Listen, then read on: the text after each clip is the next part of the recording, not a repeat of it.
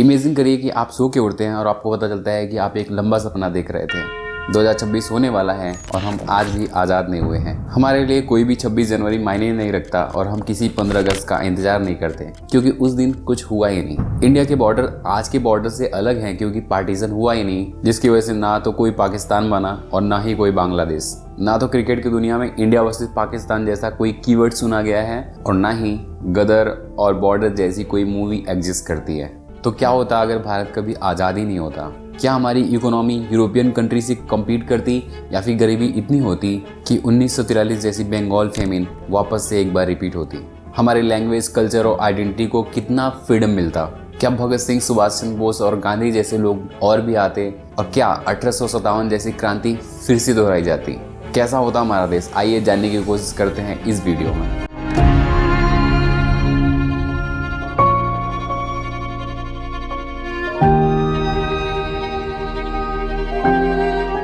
1939 to 1945 Britain लगातार world war 2 में अपनी एनर्जी, मनी और लोग खर्च करता है। इसके बाद वो अलाइज की मदद से वर्ल्ड वॉर से जीत के बाहर तो आता है, लेकिन अब ब्रिटेन टूट चुका है। उसके ऊपर कर्ज उसकी जीडीपी से 2.5 गुना ज्यादा है और इस हालत में ब्रिटेन के सामने एक चैलेंज है, एक ऐसे देश को कंट्रोल करने का जो बड़ा तो है ही और वो अब रिबेल बन चुका है और वो अब इनसे लड़ रहा है। अगर वो अभी भी इंडिया को गुलाम बनाकर इंडिया से फ़ायदा लेना चाहते हैं और अपनी इकोनॉमी सही करना चाहते हैं तो रिस्क ये भी है कि ब्रिटेन पूरी तरह से कोलैप्स हो जाएगा। तो सबसे बेहतर ऑप्शन उनके पास यही है कि वो अपने देश लौट जाएं और अपनी देश पर ध्यान दें। हालांकि चर्चिल, जिन्होंने वॉर के टाइम पे अपने सोल्जर्स के बेनिफिट के लिए 1943 में बंगाल में फेमन लाना सही समझा, वो कहते हैं कि अगर हम इंडिया को फ्री करते हैं तो इंडिया पूरी तरह से कोलैप्स हो जाएगी, जबकि दरअसल वो इंडिया को न फ्री करके इंडिया से अभी भी फ़ायदा लेना चाहते थे। लेकिन 1945 के जनरल इलेक्शन में चर्चिल की पार्टी इलेक्शन हार जाती है और जो रूलिंग पार्टी आती है वो सिचुएशन को देखते हुए ये डिसाइड करती है कि इंडिया को पावर ट्रांसफ़र कर देना चाहिए और माउंटबेटन को इंडिया भेजती है प्रोसेस को कंप्लीट करने के लिए। लेकिन यही भी इमेजिन करिए कि चर्चिल की पार्टी इलेक्शन जीत जाती है और चर्चिल ये डिसाइड करते हैं कि इंडिया को फ्री नहीं करना है। उसके लिए वो और भी ज़्यादा पैसे कर्ज लेते हैं और भी ज़्यादा फोर्स भेजते हैं इंडिया में, इंडिया को कंट्रोल करने के लिए। कई सारी टैक्टिक लगा करके वो सक्सेसफुल हो जाते हैं इंडिया पर कंट्रोल बनाए रखने में। और अगर ऐसा होता है तो क्या होता है, इसके हम दोनों साइड पर नज़र डालते हैं। पॉजिटिव साइड यानी वो चीज़ें जो सही हो सकती थी अगर ब्रिटिश रूल कंटिन्यू रहता, और दूसरा नेगेटिव साइड यानी कि वो चीज़ें जो बुरी हो सकती थी अगर ब्रिटिश रूल कंटिन्यू रहता।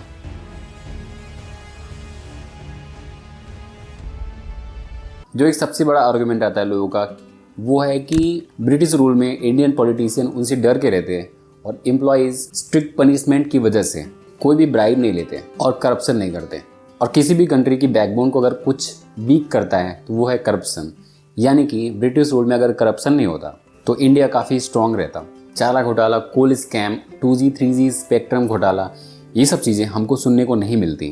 अब ये बातें लॉजिकल लगती हैं, बट क्या ब्रिटिश रूल में कभी करप्शन था ही नहीं? अब उस ज़माने में कार का लाइसेंस बनवाने के लिए रिश्वत नहीं दी जाती थी क्योंकि वो सब चीज़ थी नहीं। अनऑथराइज जगह पे अगर आप शॉप खोलते हैं तो उसके लिए पुलिस को रिश्वत नहीं दी जाती थी। लेकिन उस टाइम पे ब्राइब के लिए एक लीगल तरीके से सिस्टम बनाया गया था जिसे गांधी जी ने अ सिस्टम ऑफ लीगलाइज्ड लूट कहा। एग्जाम्पल के लिए ब्रिटिश ऑफिसर्स किसानों को फोर्स करते थे लगान भरने के लिए, भले ही उस साल सूखा पड़ा हो या फिर बाढ़ आई हो, और इसके लिए उन्होंने रखे हुए थे जमींदार। तो जमींदार किसानों से लगान वसूलेगा और उसके बदले में उसको एक बड़ा कट मिलेगा। वो बड़ा कट बिल्कुल ब्राइब जैसा होता था, बट क्योंकि वो अब रूल में था तो अब उसे हम ब्राइब नहीं कहेंगे। दूसरा एग्जांपल है ओपियम प्रोडक्शन यानी कि अफीम की खेती। ब्रिटिश रूल ने इंडिया में अफीम की खेती पर मोनोपोली की और उसके गलत यूज को लीगलाइज किया। चाइना को गलत तरीके से अफीम बेची जाती थी और उनके यहाँ के लोगों को एडिक्ट बनाया जा रहा था और ये सब चीजें गवर्नमेंट को पता थी और सब कुछ यहाँ पे लीगल था।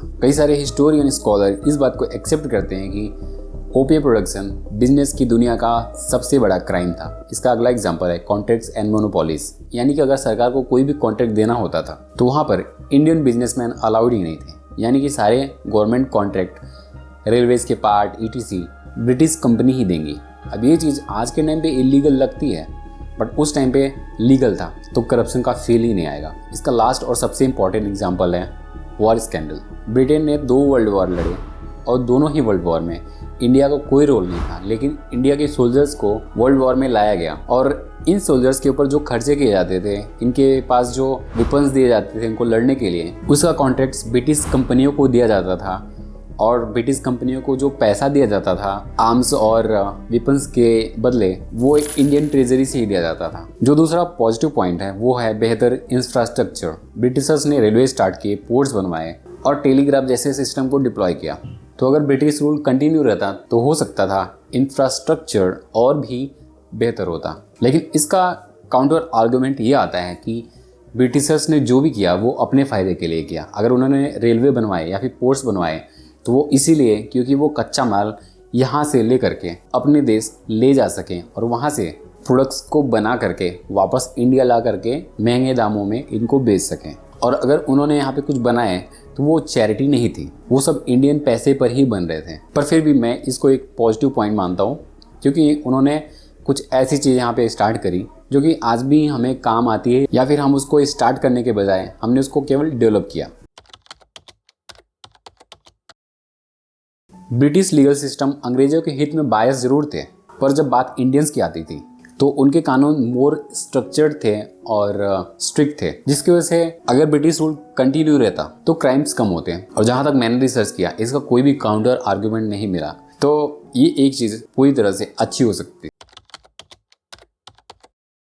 बिना इंडिपेंडेंस के चांसेस यही थे कि पार्टीशन नहीं होता और कोई भी पाकिस्तान या बांग्लादेश नहीं बनता। हमारे बॉर्डर्स डिफरेंट रहते और बॉर्डर इश्यूज थोड़े कम होते, क्योंकि आज़ादी के बाद इंडिया ने जितनी लड़ाइयाँ लड़ी हैं उसमें से ज़्यादा पाकिस्तान के साथ ही लड़ी हैं, तो वॉर्स कम होते हैं और शायद हमारा बॉर्डर इशू केवल और केवल चाइना के साथ ही होता, तो थोड़े बॉर्डर टेंशन वहाँ पे कम रहते हैं। पर इसका काउंटर आर्गूमेंट ये है कि अगर पाकिस्तान नहीं बनता, अगर हमारा देश अलग नहीं होता तो कम्युनल राइट्स बढ़ जाते और देश में दंगे होना एक कॉमन सी बात हो सकती थी। मतलब कि किसी भी टाइम हिंदू मुस्लिम दंगे स्टार्ट हो जाते। तो ये बात सच है कि गांधी की हत्या नहीं होती, पर हत्याएं हर दिन होती रहती, ये भी हो सकता था। हांगकांग जिसे कि चाइना कंट्रोल करता है, यानी कि हांगकांग फ्री नहीं है, लेकिन हांगकांग की इकोनॉमी दुनिया के टॉप देशों में गिनी जाती है। तो आर्गुमेंट ये आता है कि अगर इंडिया में ब्रिटिश रूल कंटिन्यू रहता तो हमारा वेस्ट से बॉन्डिंग ज़्यादा अच्छा होता और जिसकी वजह से हमारी इकोनॉमी काफ़ी तेज़ी से ग्रो करती है और आज हम एक रिच कंट्री होते हैं। लेकिन अगर आप हांगकांग की जियोग्राफी देखें, हांगकांग का साइज़ देखें और हांगकांग जिस जगह पे है तो वो एक्चुअली में बिजनेस के लिए बहुत ही ज़्यादा अच्छा है। और उल्टा अगर आप इंडिया को देखें तो इंडिया के जो लैंड्स हैं मोस्टली वो एग्रीकल्चर के लिए सूटेबल हैं, यानी कि यहाँ पे खेती जो है वो बेस्ट तरीके से हो सकती है। तो ब्रिटिशर्स के लिए इंडिया जो है वो एक एक्सट्रैक्टिव कॉलोनी थी, यानी कि वो यहाँ से चीज़ें ले जा रहे थे, ना कि इंडिया को वो ग्रो करा रहे थे। इवन अगर आप डेटा को देखें तो 1860 से 1947 के बीच में इंडिया का जो पर कैपिटा इनकम है वो एकदम से स्टेबल रहा है, थोड़ा भी ग्रो नहीं हुआ है। और जो जीडीपी ग्रोथ रही है वो 1% से भी कम रही है, जो कि अगर आप 1991 के बाद की जो जीडीपी हमारी ग्रोथ है उससे कंपेयर करें तो बहुत कम है। यानी कि हमारी इकोनॉमी खुलने के बाद एवरेज 7% के रेट से ग्रो कर रही है। तो ये पॉइंट मुझे बिल्कुल भी वैलिड नहीं लगता। इसको मैं बड़ा पॉइंट नहीं मानता, बट ये हो सकता था कि हमारा ऑफिशियल लैंग्वेज इंग्लिश होता, हमारा जो एजुकेशन का मेन लैंग्वेज है वो इंग्लिश होता और इसकी वजह से जो एक क्लास है वो इंग्लिश का ही बनता। तो लोग इंग्लिश को टॉप पे रखते हैं और अपनी लैंग्वेज को नीचे रखते हैं। तो जिसकी वजह से अगर आपको इंग्लिश आती है तो आप कहीं भी जाते हैं तो लैंग्वेज का इशू नहीं होता। और हालांकि ये एक पॉजिटिव पॉइंट नहीं है, बट हाई प्रोबेबिलिटी है कि लैंग्वेज वॉर नहीं होता। अब हमने बातें कर ली है पॉजिटिव पॉइंट्स की और उसके काउंटर आर्गुमेंट्स हमने देखे हैं। अब बात करते हैं नेगेटिव साइड की और हम देखते हैं उसके काउंटर आर्गुमेंट्स। ब्रिटिशर्स को अगर इंडिया पे रूल करना था तो एक बात श्योर थी कि वो इंडिया को यूनाइट नहीं करते, क्योंकि एक बड़े और यूनाइट कंट्री को हैंडल करना टफ है compare to more than 500 princely states को हैंडल करना। और इसका एक एक्सट्रीम केस ये भी हो सकता था कि कुछ स्टेट जो कि ज़्यादा रिबेलियन है वो अंग्रेज़ों से आज़ादी पाना चाहते हैं और ब्रिटेन उस पर कंट्रोल नहीं कर पा रहा है, तो हो सकता था कि ब्रिटेन उस स्पेसिफिक स्टेट को फ्री कर देता। और जिसकी वजह से जब बाद में भारत आज़ाद होता कुछ दशकों बाद या कुछ सालों बाद, तो जो पहले आज़ाद हुए स्टेट्स हैं वो एक अलग कंट्री माने जाते हैं। यानी कि इवन कि अगर हमारा फ्रीडम डिलेड भी होता तो हम कई सारे कंट्रीज़ में बट सकते थे, यानी कि हमारे पास जो आज यूनाइटेड कंट्री है वो नहीं रहती। इसका सिमिलर सा एग्जांपल है अफ्रीका, जहाँ पे कॉलोनीज़ की वजह से अफ्रीका कई सारे कमज़ोर कंट्रीज़ में बट गया। अगर इंडिया फ्री नहीं होता तो शायद अंबेडकर कोई भी संविधान या कॉन्स्टिट्यूशन नहीं लिखते और उसमें वो दलितों को उनका हक नहीं देते, और अंग्रेज़ हमारे पुराने कास्ट सिस्टम को एक टूल की तरह यूज़ करते हैं इंडिया को कंट्रोल करने के लिए।